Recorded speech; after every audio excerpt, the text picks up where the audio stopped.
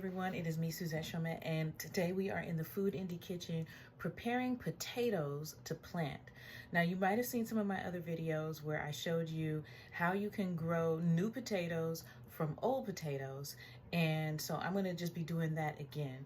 I don't know if you've seen this happen to your potatoes. Of course you have. At some point, you have seen a potato get one of these eyes to grow. So what I have done is I cut all of these pieces, and I'm going to show you in a minute, all these pieces with one eye on each section, and that eye is what's going to turn into your potato plant.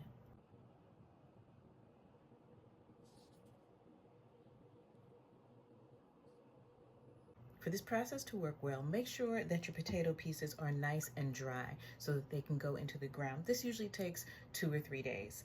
I just cut these last night, and this was originally a large russet potato, and it started to go bad. And so what I did was I just let it sit, let those eyes grow a little bit more, and then I cut them into smaller sections. And these will each be a potato seed. Potatoes are really unique in that way, is that they can grow new potatoes from old potatoes, and the potato itself becomes a seed. Kind of cool. So if you're thinking about planting a garden, especially if you're pregnant, a pregnancy garden is a great addition to your pregnancy journey because it helps you not only grow food, but grow patience and kind of let nature take its course. And that's something that's going to be really, really important as you embark on becoming a new parent. Now it's time to put them in the garden. Some of you might remember that in the last several years, I have moved 7 times. So one of the ways that I'm taking care of my garden is by planting it in pots. This way, I can take my garden wherever I go if I have to move again, which probably will happen in another couple years or so. Put your potatoes in the ground, eyes up.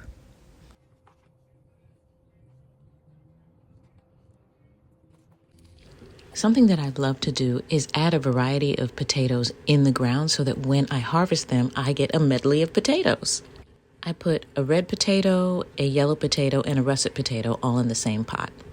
This is something that you can do, especially if you have a small space, is plant a variety of things together in one pot.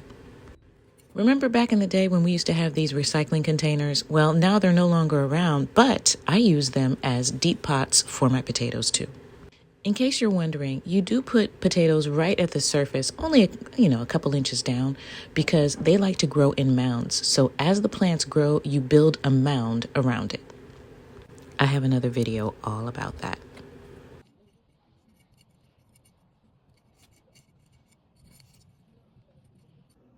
Anytime I plant potatoes, I like to plant garlic next to them because garlic is a great pest control. Just like we don't like stinky breath, animals and bugs don't really like the smell of garlic when they're approaching food. So I plant it right between the potatoes. There is nothing more gratifying than knowing that I can grow my own food.